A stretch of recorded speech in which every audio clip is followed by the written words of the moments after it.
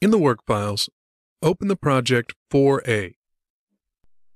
Double-click the clip 2011 Sonata to open it in the viewer.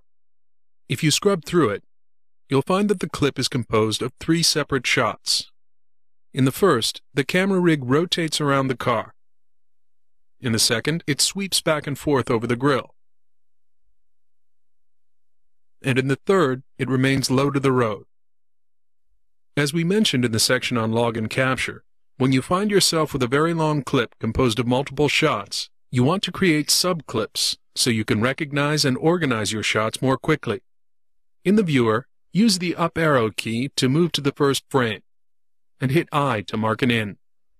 Now, scrub forward 19 seconds to the point where the car clears the frame. Hit O to mark an out.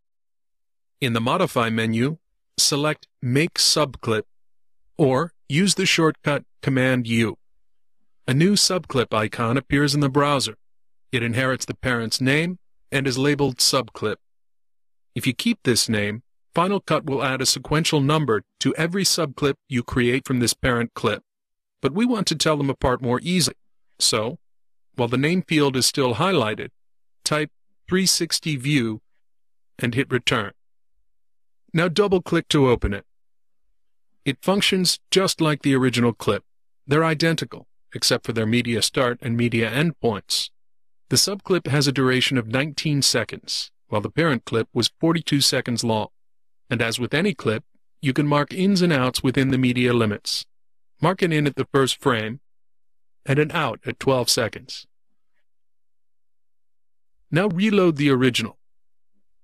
In the viewer, hit Shift right arrow to advance 1 second, and hit I to mark an in. Scrub to 37 seconds, and hit O to mark an out. Hit Command U, call it Front Sweep, and hit Return. For the remaining shot, let's create a deliberate problem for ourselves. Mark an in at exactly 38 seconds, and an out at exactly 40 seconds. Hit Command U, call it Low Angle, and hit Return. Now drag all 3 subclips into the timeline.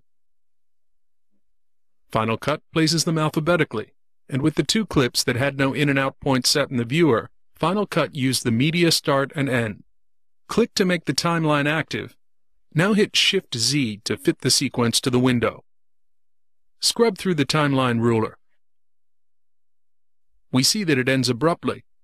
What if I changed my mind and decided I wanted to include the last 2 seconds of the car speeding out of the frame? In the timeline, double-click the low-angle subclip to open it in the viewer. The footage just isn't there. There are several ways to fix this. You could go back to the original parent clip and start over. But what if you had a crowded browser full of dozens of nested bins? To find the original quickly, simply park the timeline playhead on the low-angle clip. Go to the View menu and select Reveal Subclip Parent.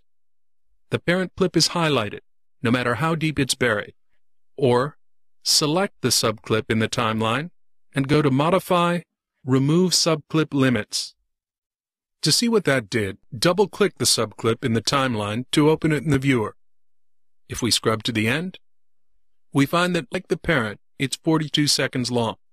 The artificial limits have been removed, and we're now working with what is essentially a renamed duplicate of the original clip. You can extend the out point and move on. The only problem is, it converts all instances of that subclip you've placed in the timeline, as well as the one in the browser.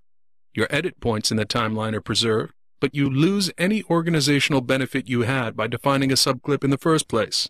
There's another solution, but it requires a bit more explanation of how Final Cut Pro thinks in the next lesson.